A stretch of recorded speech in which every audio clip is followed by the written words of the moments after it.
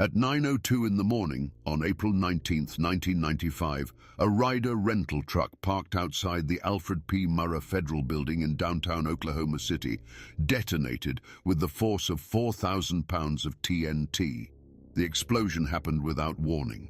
There was no preceding sound that people on the street or in the building would have interpreted as requiring action. No period in which anyone had the opportunity to understand what was about to happen and move. The moment before the explosion, people were at their desks doing the ordinary work of a Wednesday morning in April.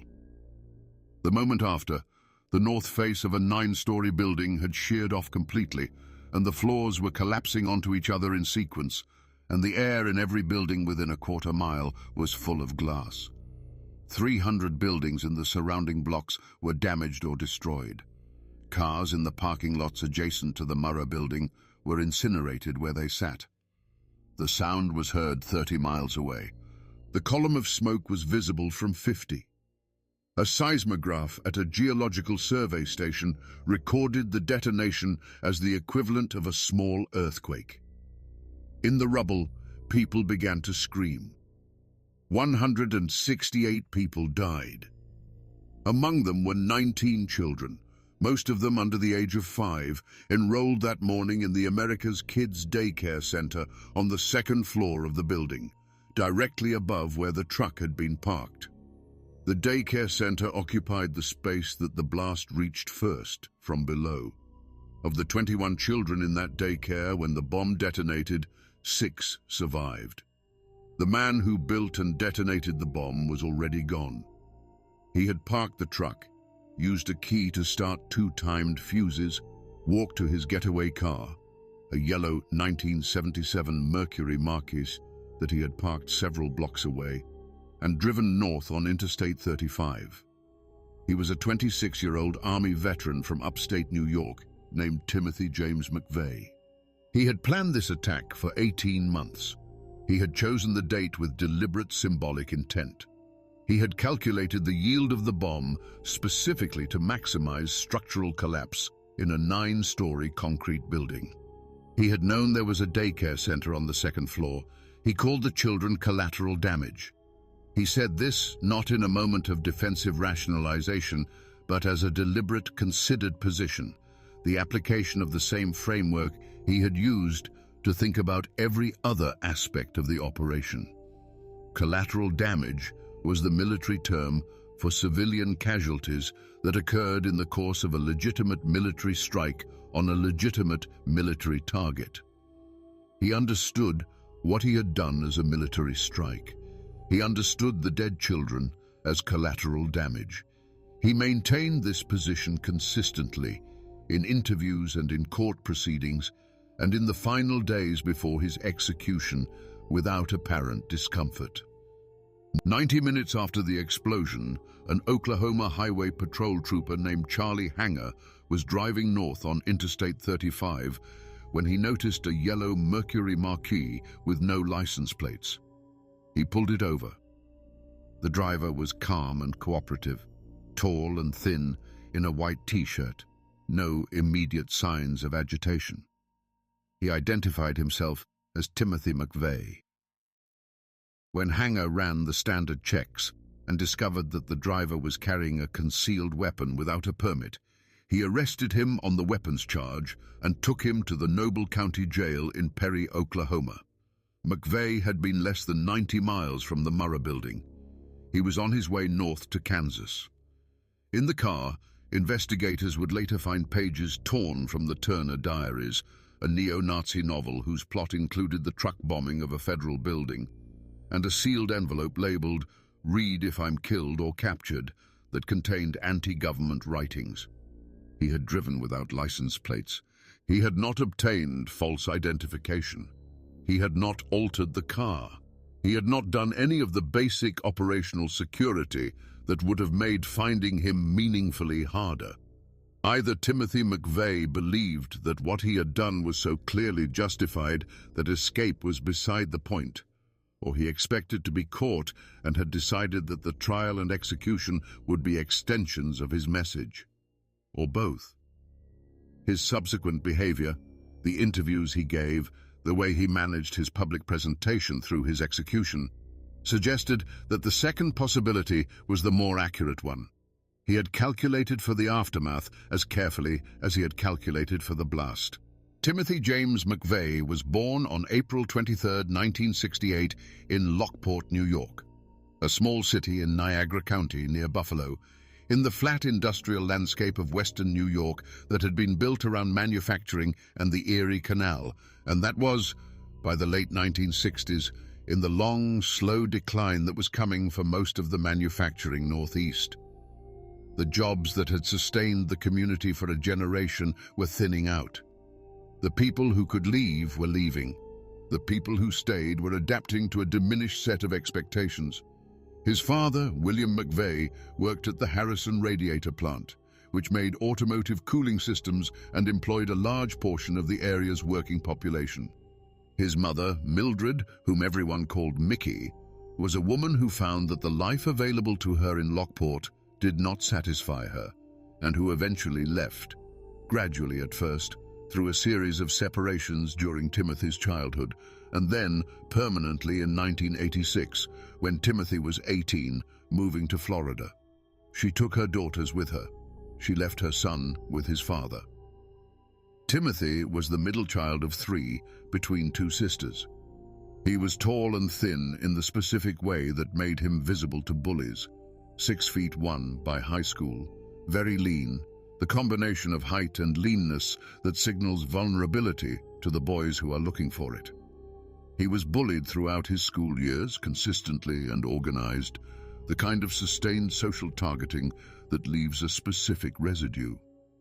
He compensated by withdrawing into interests that could be pursued alone and that gave him a sense of competence that the social landscape of school withheld. His grandfather on his father's side, Ed McVeigh, introduced him to firearms with the seriousness of someone transmitting a meaningful skill. They practiced together, target shooting, developing real technique. By the time McVeigh was a teenager, he was an accurate and disciplined shot, more accurate than most adults. And the gun range was the one place in his world where other people's opinions were genuinely irrelevant. The target was either hit or it wasn't. The form was either correct or it wasn't. The result was determinable and unambiguous in a way that the social life of adolescence was not. He also read. Not widely, specifically. He found books that matched and amplified the political sensibility he was developing, the anti-government convictions that had been forming alongside his interest in firearms since his early teens. He was drawn to survivalist literature, to constitutional originalism, to the specific strand of American political thought that viewed the federal government as a fundamentally illegitimate expansion of power that the founders had never intended, and that the people had a right, perhaps an obligation, to resist. And he read the Turner Diaries. He encountered the book in the late 1980s, around the time he finished high school. William Luther Pierce, its author, had been a physics professor at Oregon State University before becoming one of the most prolific producers of white supremacist literature in American history. The Turner Diaries described a future in which a white revolutionary movement overthrows the system, Pierce's term for the coalition of the federal government, Jewish interests, and their allies that the book presents as having taken control of America. The novel was explicitly racist in ways that McVeigh would later distance himself from, claiming that the racial ideology was not what interested him. What interested him, he said, was the depiction of a government that had become tyrannical and the description of what a principled response to that tyranny might look like. The book's plot included, in detailed and technically specific terms, the truck bombing of the FBI's national headquarters in Washington, D.C. The bomb was built from ammonium nitrate fertilizer mixed with fuel oil, loaded into a van, detonated from a timer. McVeigh carried the book with him. He gave copies to his sister Jennifer and to friends from the army. He returned to it over the following years the way some people return to scripture, for confirmation, for guidance, for the specific reassurance that what he believed was grounded in something beyond his own opinion. He graduated from high school in 1986, the same year his parents' divorce was finalized. He enrolled briefly at Bryant and Stratton College, a local business school. He found it inadequate and dropped out. He took a job as a security guard, which put him in uniform, gave him a legal sidearm, and placed him in a position of nominal authority. These were, for a 20-year-old who had been bullied through school and abandoned by his mother, meaningful things. He enlisted in the United States Army in May of 1988. He was 20 years old. The Army was, for McVeigh, the environment in which he most clearly became the person he wanted to be. He was, as a soldier, genuinely exceptional. His marksmanship was already outstanding when he arrived at basic training, and it developed further under professional instruction into something that his commanding officers recognized as unusual. He was named Top Gun in his battalion, the best marksman in a unit of competitive marksmen, twice. He rose to the rank of sergeant. He was the gunner on a Bradley fighting vehicle, responsible for operating the vehicle's main armament, a position that required both technical knowledge and precise execution. He received the Army Commendation Medal, the National Defense Service Medal, the Army Service Ribbon, the Overseas Service Ribbon, and the Southwest Asia Service Medal. He received the Combat Infantryman Badge, which is awarded only to soldiers who have been in direct ground combat. He received the Bronze Star for bravery. He was, on the evidence of his service record, the kind of soldier that the Army describes as exemplary. His superiors recommended him for Special Forces assessment. He arrived at the Special Forces Qualification Course Selection Assessment in late 1991 and quit after 2 days. He gave different explanations for this at different times. The official record noted that he had not maintained the physical conditioning necessary for the assessment.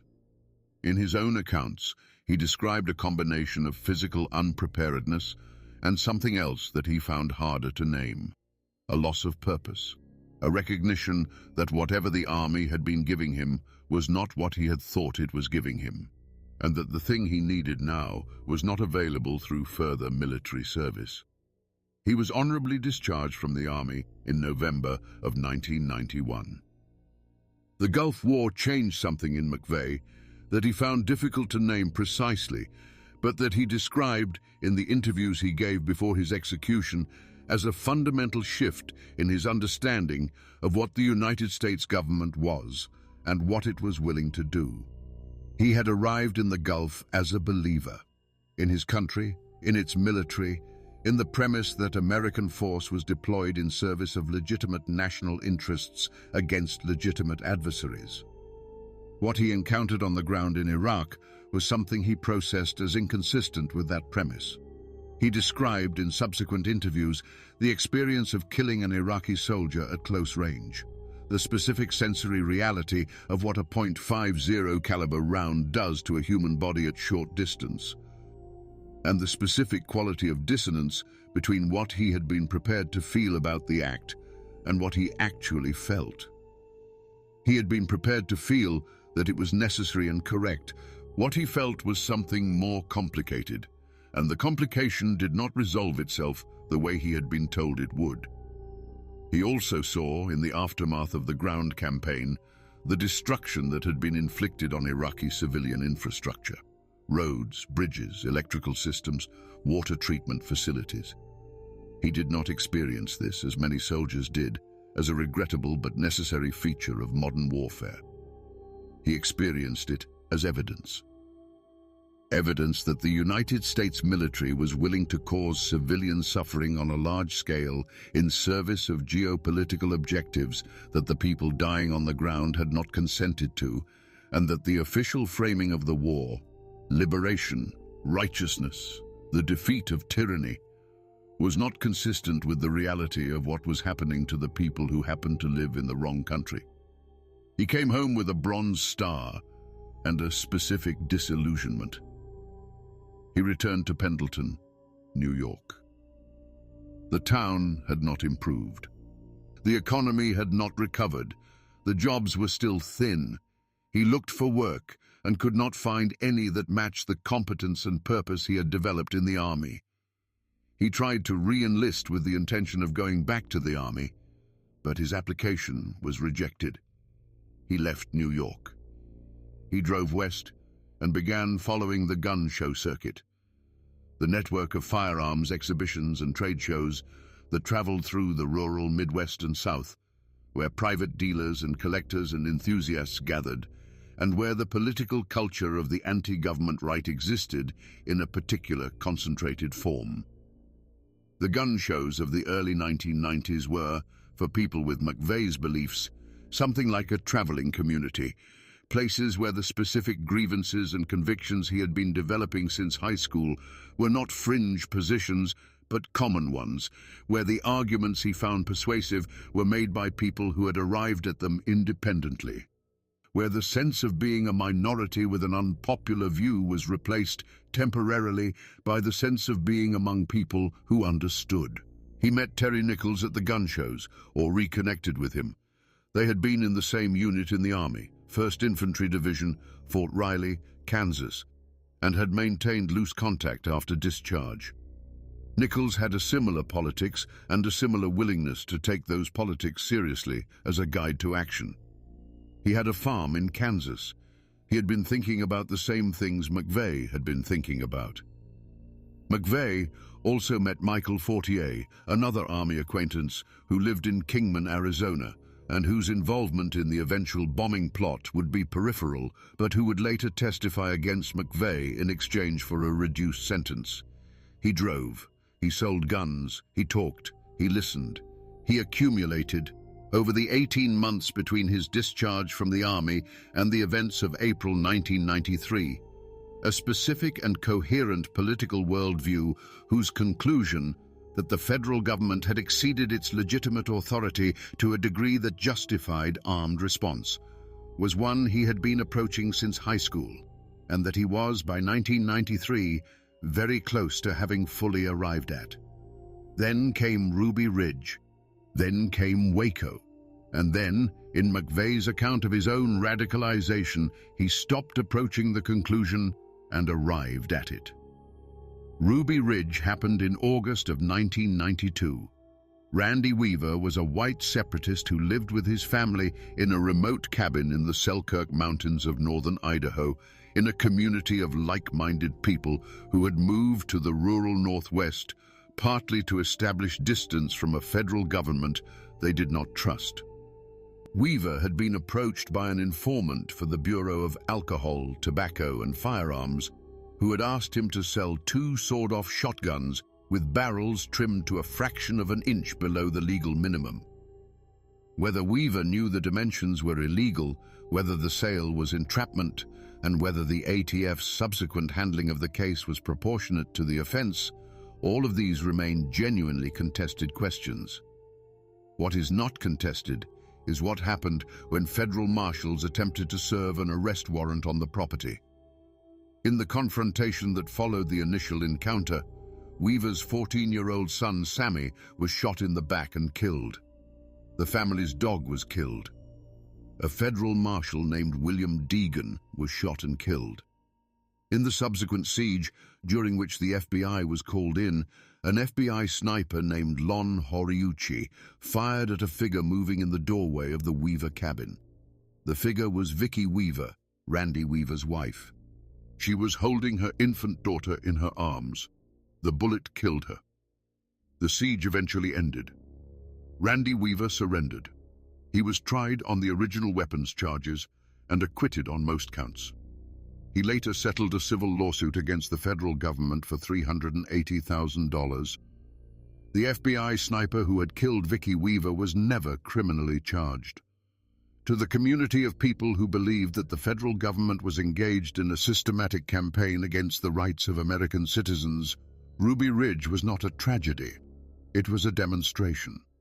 It demonstrated that the government would send armed men to a remote cabin over a minor firearms violation, that those men would kill a 14-year-old boy and a woman with a baby in her arms, and that no one within the system would face meaningful consequences for having done so.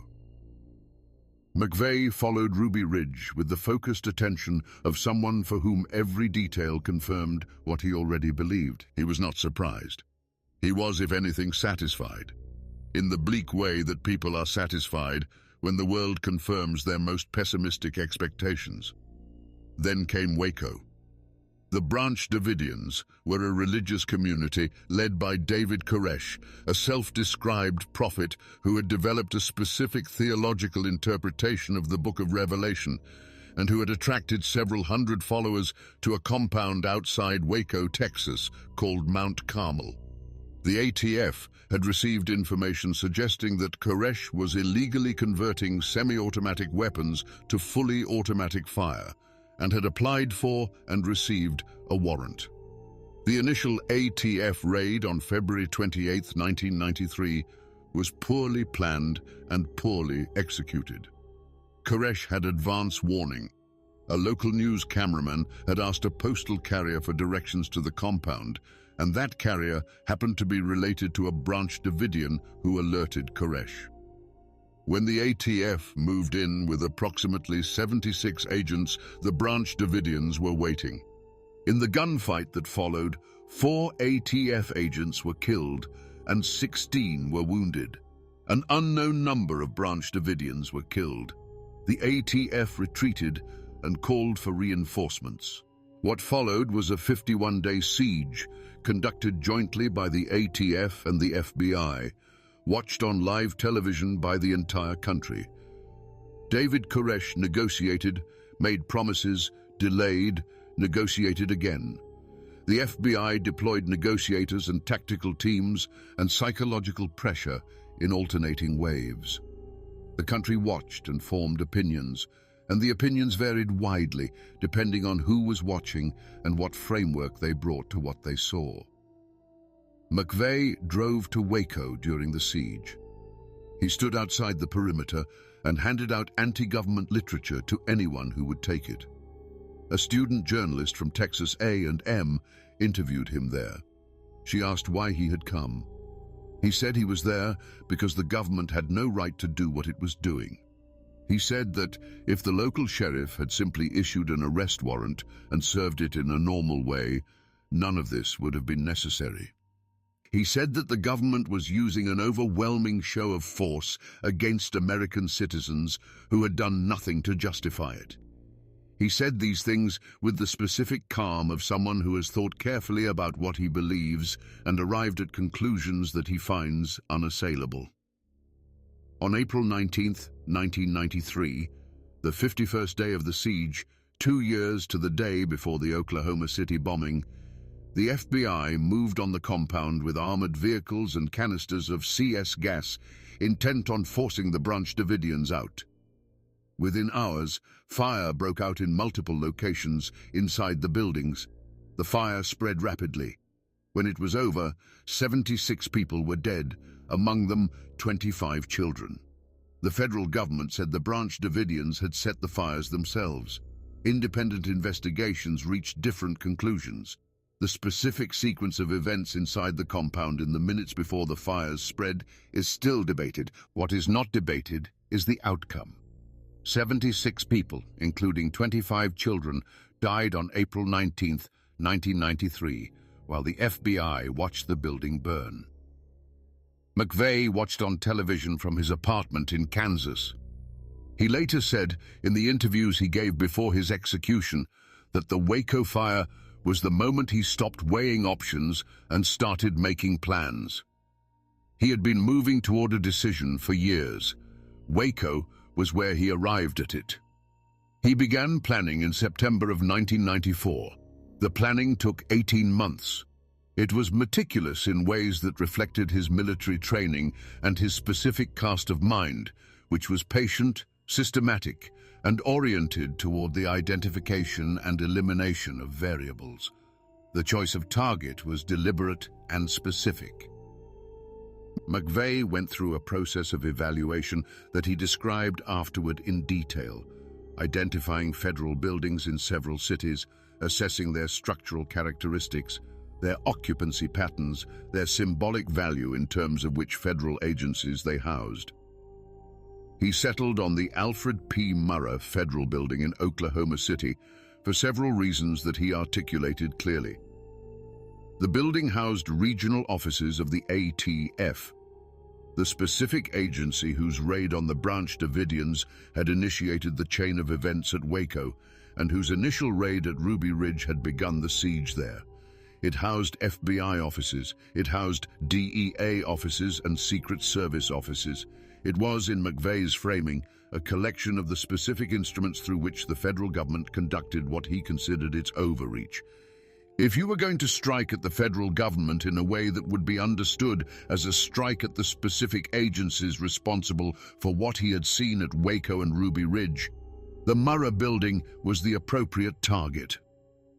The building was also 9 stories of reinforced concrete, which McVeigh had calculated, based on what he had read in the Turner diaries and on additional research he conducted, would produce maximum structural damage and collapse from the kind of blast he was planning. He wanted the building to come down, not to be damaged, not to be partially destroyed, to come down. The visual image of a collapsed building was, in his calculation, the visual image that would communicate the scale of what he was doing. He drove to Oklahoma City to survey the site. He walked around the building. He identified the placement that would produce the blast pattern he wanted, the north entrance, where the truck lane ran closest to the structural core of the building. He noted the parking arrangements and the security setup and the traffic patterns. He and Terry Nichols developed the bomb design. Ammonium nitrate fertilizer was the primary explosive material, available in bulk from agricultural supply companies, not regulated in any way that made purchase difficult, cheap and transportable. Mixed with nitromethane fuel packed in plastic drums inside a rental truck, it would produce a blast of approximately 4,000 pounds of TNT equivalent. McVeigh had done the math. He had verified the math against multiple sources. He was confident in the design. The procurement of materials was spread across multiple purchases in multiple locations to avoid drawing attention. McVeigh and Nichols bought ammonium nitrate from agricultural supply stores in Kansas and other states, using false names and paying cash, acquiring the quantities gradually. McVeigh stole blasting caps from a quarry in Kansas to use as detonators. Nichols helped assemble the device at his farm. McVeigh rented the truck in Kansas under a false name, Robert Kling. The name came from a science fiction novel he had been reading. He drove the loaded truck from Kansas to Oklahoma City over 2 days, stopping at motels along the way, arriving in Oklahoma City on the night of April 18th. He slept in the truck. On the morning of April 19th, he drove to the Murrah Building, parked in the designated truck lane at the north entrance, used a lighter to ignite 2 timed fuses, and walked to his getaway car. He had planned for the fuses to give him approximately 2 minutes to reach his car and clear the area. He walked at a normal pace, not hurrying, because hurrying attracts attention. He reached the car. He drove north. At 9:02, approximately 2 minutes after he lit the fuses, the bomb detonated. The choice of date, April 19th, was not accidental. It was the 2nd anniversary of the end of the Waco siege, the day the fire had consumed the compound and the 76 people inside it. It was also, though McVeigh emphasized the Waco connection more than this one, the 220th anniversary of the Battle of Lexington and Concord, the opening battle of the American Revolution, the day the colonial militiamen fired on British troops, the day that McVeigh's political mythology identified as the beginning of legitimate armed resistance to government tyranny. He wore a T-shirt that day. The front of the shirt bore the image of Abraham Lincoln and the words, "Sic semper tyrannis," the phrase John Wilkes Booth had reportedly shouted after shooting Lincoln, and the motto of the state of Virginia, meaning, "Thus always to tyrants." The back of the shirt bore a phrase attributed to Thomas Jefferson, The tree of liberty must be refreshed from time to time with the blood of patriots and tyrants. He had worn this shirt to commit mass murder. He had driven away in a car without license plates. It is worth pausing on what the Murrah building looked like at 9:01 on the morning of April 19th, the last minute before. 250 federal employees had started their workday about an hour earlier. The Social Security Administration was processing claims. The HUD office was handling its caseload. The Army recruiting station was open. The ATF regional office was staffed. The FBI field office was running. All the ordinary work of all the ordinary federal offices that occupied the 9 floors was underway. On the second floor, the America's Kids Daycare Center had 21 children in it, ranging from a few months to 5 years old. The center had been serving the building's employees since 1990. Aaron Allman had dropped her daughter Bailey there that morning on her way to her first day at a new job. Bailey had turned 1 year old the day before. Phyllis Burgess had brought her 2-year-old grandson Brandon Denny, who had a cold but was well enough to go. The other parents had said their goodbyes and gone to their desks. At 9:02, the truck McVeigh had parked directly below the daycare center detonated. 168 people died. 19 of them were children from that daycare. 6 of the 21 children in the center survived. 15 did not. McVeigh, 90 minutes north on Interstate 35, was pulled over for driving without license plates. The rescue operation that followed lasted 16 days. First responders arrived within minutes of the explosion. Police officers and firefighters and EMTs from across Oklahoma City, then from across the state, then from across the country, as the scale of the disaster became clear. The scene they entered was one that none of them had training for, and that many of them would spend years trying to process. A 9-story building had lost its entire north face in seconds. The floors had collapsed in sequence, not slowly, not with warning, but in the space of a few seconds from 9 stories to a mound of rubble 30 feet high. People who had been sitting at their desks processing paperwork were buried under 20 feet of concrete, with no ability to move and, in many cases, no ability to breathe. The survivors who could be reached called out from inside the rubble. Rescue workers moved toward the voices, working by hand in many places, because mechanical equipment risked further collapse, removing debris piece by piece. The work was slow and physically grueling, and psychologically devastating in ways that the people who did it described with consistent specificity in the years after. The sounds from inside the rubble, the specific quality of what it felt like to reach someone and then not be able to get them out. The accumulation of small things, a shoe, a child's drawing, a coffee mug with someone's name on it, that made the abstract toll concrete. The photograph that came to define the event was taken by Charles Porter IV, a local bank employee and amateur photographer who arrived at the scene within minutes of the explosion. He photographed a firefighter named Chris Fields carrying a 1-year-old girl named Bailey Allman out of the rubble. Bailey's mother, Aaron Allman, had dropped her daughter at the America's Kids Daycare that morning on her way to her first day at a new job. Bailey had turned 1 year old the day before. She died from her injuries later that day. The photograph won the Pulitzer Prize. It ran on the front pages of newspapers around the world. Chris Fields, the firefighter in the photograph, was asked about it in interviews for the following 3 decades. He said that he carried Bailey out of the rubble and handed her to a medical worker and then went back in because there were more people inside, and that he did not know the photograph had been taken until it was already everywhere. In the daycare center, 21 children had been present when the bomb went off. The explosion had been directly below them. Of the 21 children, 6 survived. 15 did not. The recovery operation eventually ended. The total death count was established at 168, plus a rescue worker named Rebecca Anderson, who died after being struck by falling debris while working at the scene. The injured numbered in the hundreds. The structural damage extended to over 300 buildings in the surrounding area. Timothy McVeigh, in the subsequent trial and in the interviews he gave before his execution, never expressed remorse for any of this. He expressed the view that the deaths were regrettable in the specific way that all military casualties are regrettable, as the unavoidable cost of a necessary operation. He expressed the view that the children were collateral damage.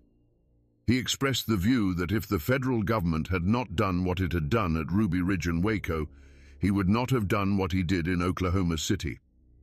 He maintained these positions without visible discomfort for the remaining 6 years of his life. The investigation was swift. The physical evidence at the scene, fragments of the Ryder truck, including a rear axle that had been blown across the street and landed on a parked car, established the rental within hours. The vehicle identification number on the axle was intact. The rental record traced the truck to a man named Robert Kling, who had rented it from a Ryder dealer in Kansas. The description of Robert Kling, tall, thin, mid-20s, matched the man in custody in Perry, Oklahoma. The FBI connected the case to the man in Perry within 48 hours of the bombing. McVeigh was transferred from the Noble County Jail to federal custody and charged with federal crimes. The trial, in 1997, was not substantially in doubt on the question of guilt. McVeigh had not denied what he had done. He had expressed, through his attorneys and in his own communications, something closer to the position that what he had done was right than anything resembling a defense of not having done it. The legal proceedings focused on the specific counts and the penalty, and the jury convicted him on all counts on June 2, 1997, and recommended the death penalty. He was sentenced to death. He appealed. His appeals ran out over the following years. He then did something unusual for a condemned prisoner. He stopped filing new appeals. He instructed his attorneys to cease further legal challenges. He said in an interview that continuing to delay was inconsistent with the position he had maintained throughout, that he had done what he had done deliberately and was prepared to accept the consequences. He described his approaching execution as a deluxe suicide by cop. He said that he was at peace with it. He was executed by lethal injection on June 11, 2001, at the federal penitentiary in Terre Haute, Indiana. He was 33 years old. His last meal was 2 pints of mint chocolate chip ice cream. He made no verbal statement. He left behind, written in his own hand, the poem Invictus, written in 1875 by the English poet William Ernest Henley, who had lost his leg to tuberculosis as a teenager and had written the poem while recovering from further surgery as an assertion of will over circumstance. The poem's final stanza read, "It matters not how strait the gate, how charged with punishments the scroll. I am the master of my fate. I am the captain of my soul." Timothy McVeigh left this poem as his final statement about himself and about what he had done.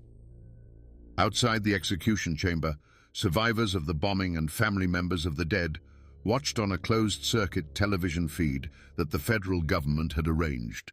Some of them found it meaningful, some found it insufficient. Several said afterward that watching him die had not given them what they had expected it to give them. The investigation that followed the arrest was one of the most rapid in FBI history. The physical evidence at the scene, fragments of the Ryder truck, a vehicle identification number recovered from the rear axle, established the rental within hours. The rental records were traced to a man named Robert Kling. The description of Robert Kling matched the tall, thin young man who was already in custody in Perry, Oklahoma, on a weapons charge. The FBI connected the dots in under 48 hours. McVeigh was identified, transferred to federal custody, and charged.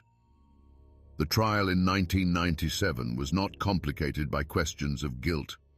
McVeigh had not denied what he had done. He had not attempted to construct a legal defense in the conventional sense. He had, through his attorneys, offered some procedural challenges and argued about specific counts. But the central question, did Timothy McVeigh build and detonate the bomb, was not a question that the evidence left open. He was convicted on all counts on June 2, 1997. He was sentenced to death. He appealed. His appeals ran out. He stopped filing new appeals. He said in an interview in 2000 that he had decided to stop delaying the inevitable. That continuing to file appeals was inconsistent with his view of himself as someone who had done what he had done deliberately and was prepared to own the consequences. He described his approaching execution as, in his phrase, a deluxe suicide by cop. He was executed by lethal injection on June 11, 2001, at the federal penitentiary in Terre Haute, Indiana. He was 33 years old. His last meal was 2 pints of mint chocolate chip ice cream.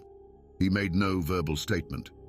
He left behind a handwritten copy of a 19th century poem by the English poet William Ernest Henley. The poem was called Invictus. Its final lines read, "I am the master of my fate. I am the captain of my soul."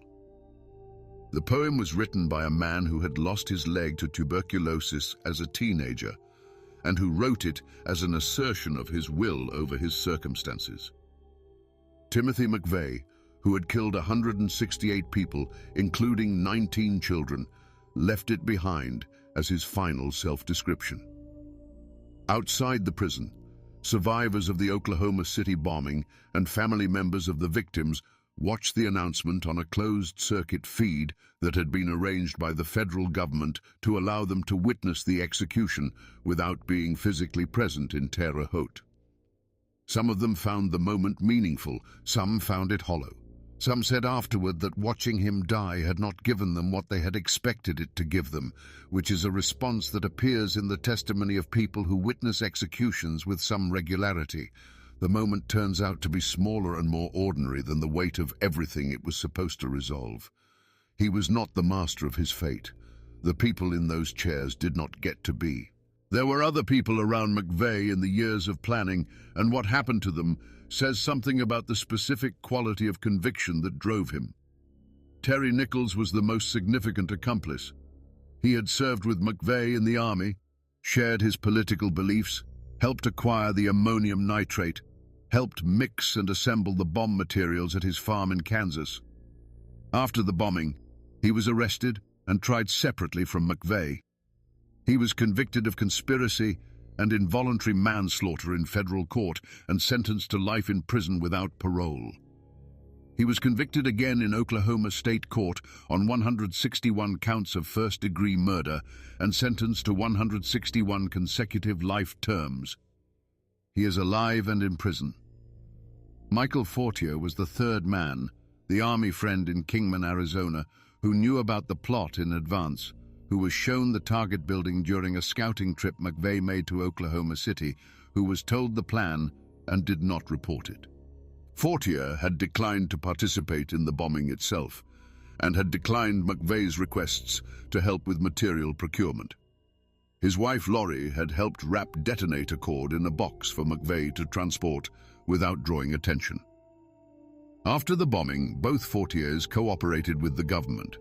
Michael Fortier testified against McVeigh and Nichols in exchange for a reduced sentence of 12 years and a $200,000 fine. He was released in 2006. McVeigh's sister, Jennifer, received copies of the Turner diaries from him. She later cooperated with investigators, providing information about his communications and plans. Her cooperation was difficult for her and produced a complicated public response. There were people who found it admirable and people who found it a betrayal of her brother, and the question of what you owe a sibling who is about to commit mass murder did not have a clean answer. McVeigh himself was clear about where he stood on cooperation. He had no interest in cooperating with a system he considered illegitimate. He had no interest in reducing his sentence or avoiding his execution. He had decided what he was doing, and he was going to do it all the way to the end. And the end was the execution chamber at Terre Haute, with 2 pints of mint chocolate chip ice cream and William Ernest Henley's poem about being the master of your fate. The FBI agent who led the investigation that identified and arrested McVeigh, John Hersley, said in interviews afterward that what struck him most about McVeigh throughout the investigation and the trial and the subsequent years was not his ideology or his willingness to kill, it was the absence of doubt. He never second-guessed himself, Hersley said. He made a decision and he followed it through to the end without any apparent internal conflict. That absence of doubt, the specific quality that allowed McVeigh to plan an attack on a building containing a daycare center, to carry it out, and to maintain for the rest of his life that it had been the right thing to do, is what the legacy of the Oklahoma City bombing keeps circling back to. Not the ideology, which was specific and traceable and in some ways explicable within the political context of the early 1990s. The absence of doubt. He was, in this specific and terrible sense, a complete person. His beliefs and his actions were aligned. His self-assessment and his behavior were consistent. He did what he said he would do and believed what he said he believed, and maintained both without modification until the moment the lethal injection took effect. He was, on his own terms, exactly who he said he was. The 168 people he killed, including the 15 children in the daycare center, were not on their own terms anything. They were people going about a Wednesday morning who were killed before they knew what was happening. That is the difference that the memorial in Oklahoma City marks, with its reflecting pool and its 2 gates and its field of empty chairs. The smallest chairs are still there. They always will be. He was not mentally ill in any clinical sense that any evaluation produced. Multiple forensic psychiatrists examined him through the trial and appeals process and found no psychotic disorder, no dissociative condition, no cognitive impairment that would have affected his ability to understand what he was doing and choose to do it. He was not a person who had experienced a break with reality. He was a person who had decided, through a process that took years and that he was able to describe in specific, sequential detail, that blowing up a federal building was the right thing to do. He had thought about it carefully. He had researched it. He had planned it with military precision. He had executed it. And he had reached the conclusion, which he maintained without apparent modification from the moment of his arrest through the moment of his execution, that the people who disagreed with him were simply wrong. The question his case keeps producing is the same question that political violence keeps producing in every era and in every place it appears. How does a person arrive here?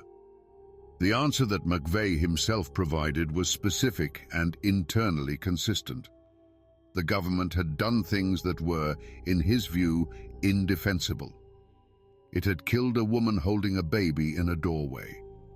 It had stood by, or participated in, the deaths of 76 people, including 25 children in Texas. He had determined that these acts required a response that the system itself would not produce, because the system was the thing that had committed the acts. The appropriate response, in the framework he had developed through years of reading and thinking and accumulating experience, was to demonstrate to the government the cost of its actions by inflicting a proportionate cost in return. He framed this as military logic. He used military language throughout his discussions of what he had done. He used the phrase collateral damage consistently and without apparent recognition that using the language of military legitimacy about the deaths of 19 children in a daycare center was, to everyone else in the conversation, the most damning thing he could say. He seemed to genuinely not understand why the children were different from the deaths at Waco. He had his equivalency, and it held in his mind, and the fact that it did not hold in anyone else's mind was, from his perspective, evidence of their failure to think clearly rather than of his. This quality of McVeigh's thinking, the specific combination of genuine intelligence, careful reasoning, and a moral framework so narrowly and specifically constructed that it produced conclusions that everyone outside it found monstrous, is what makes his case significant beyond the specific event of April 19th, 1995. He was not alone in what he believed. The ideology he had absorbed through the Turner Diaries and the gun show circuit and the militia movement of the early 1990s was not a fringe position held by a handful of isolated people. It was a documented and organized movement, with publications and networks and meeting places that had been growing through the 1980s and into the 1990s alongside the specific political events, Ruby Ridge, Waco, the 1994 federal assault weapons ban that McVeigh cited as his reasons for acting. The FBI, after Oklahoma City, described the bombing as a catastrophic intelligence failure.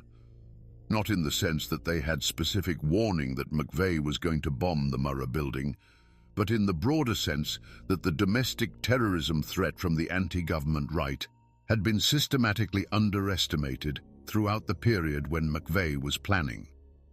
The attention and resources that the FBI devoted to international terrorism and organized crime had not been matched by equivalent attention to the domestic terrorist networks that were organizing in plain sight at gun shows and militia meetings across the rural Midwest and South.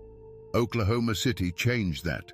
The bombing produced a significant reorientation of the FBI's domestic terrorism priorities, a reassessment of the threat posed by anti-government extremism, and a series of legislative and law enforcement responses designed to close the gaps that McVeigh had exploited. Whether those responses were effective is a question that subsequent events have answered in complicated ways. The domestic terrorism threat that McVeigh embodied did not end with his execution. It continued and in some forms intensified through the following decades, producing acts of mass political violence that drew, in their ideology and in some cases explicitly, on the same current of thought that McVeigh had been part of. He was not the beginning, and he was not the end. He was a specific and catastrophically effective expression of an ideology that existed before him and continues after him, and that has never fully resolved the question of whether the people who hold it are willing to follow the logic to where McVeigh followed it. The Oklahoma City National Memorial was dedicated on April 19, 2000, 5 years after the bombing, on the site where the Murrah building had stood. It was designed by a team of architects and designers working with a community committee that included survivors, family members of the dead, and rescue workers. The memorial has a reflecting pool, long and still, that occupies the footprint of the former parking lane where the truck had been. It has two gates, one on the east end of the pool, marked 9:01, the last moment before the explosion, and one on the west end, marked 9:03, the first moment after. You pass through one or the other. You move through the event in time. Between the gates, on the ground that the building once occupied, there is a field of empty chairs. 168 chairs, made of glass and bronze and stone, each one representing a person who died on April 19, 1995. They are arranged in 9 rows, corresponding to the 9 floors of the Murrah building. The row for the second floor, where the daycare center was, is at the front.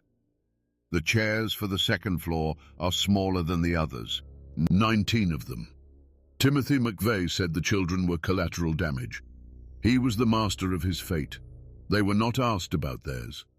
The smallest chairs are the ones that stop you. They stop everyone.